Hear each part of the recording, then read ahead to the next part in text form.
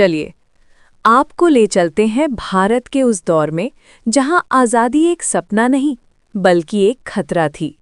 एक ऐसा समय जब चुप्पी भी सज़ा बन जाती थी और सवाल पूछना बगावत कहलाता था।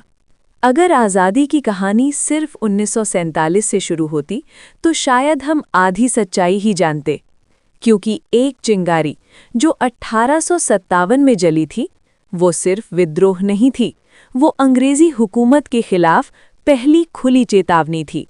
लेकिन सवाल ये है, क्या 1857 सिर्फ एक सिपाही विद्रोह था या भारत की आज़ादी की पहली लड़ाई? ईस्ट इंडिया कंपनी धीरे धीरे भारत की ज़मीन नहीं बल्कि भारत की रूह पर कब्जा कर रही थी। राजाओं से सत्ता छीनी जा रही थी, किसानों से ज़मीन और सैनिकों से सम्मान। लेकिन असली आग तब भड़की जब एक कारतूस ने धर्म और विश्वास को चोट पहुंचा दी।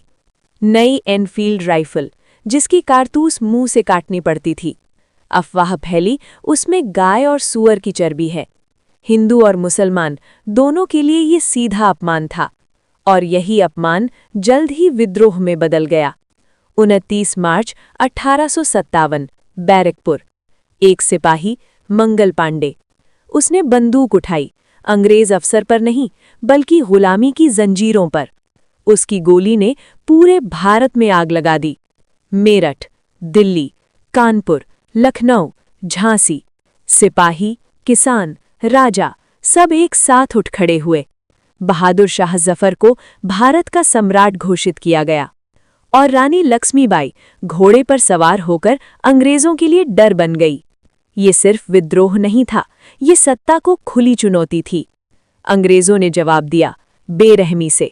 गांव जलाए गए, लोगों को फांसी दी गई, पूरे शहर तबाह कर दिए गए। 1857 की क्रांति दबा दी गई, नेता मारे गए या निर्वासित कर दिए गए। लेकिन क्या सच में ये आंदोलन हार गया? नहीं। 1857 ने अंग्रेजों को बता दिया, भारत अब चुप नहीं रहेगा। इसके बाद कंपनी राज खत्म हुआ, ब्रिटिश सरकार ने सीधे शासन संभाला, और सबसे जरूरी बात, डर का अंत हो गया।